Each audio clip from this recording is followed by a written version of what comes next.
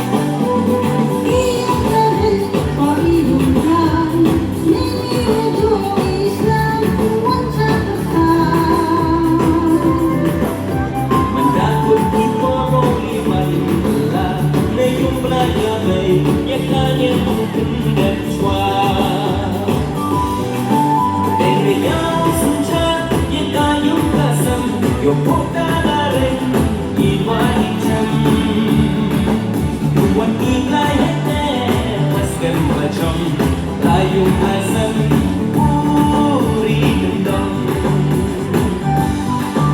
Baby yang sunca Ya kayong kasam Yung puka na rin iwanicam Buwan inay hete Maskan macam Layong asam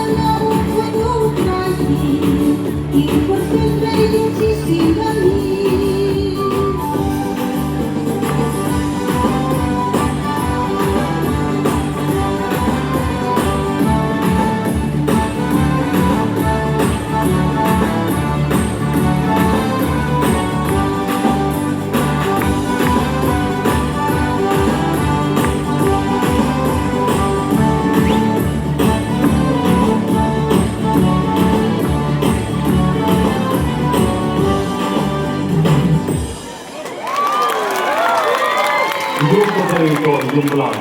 Ini medyo sa uwan sa pagkain.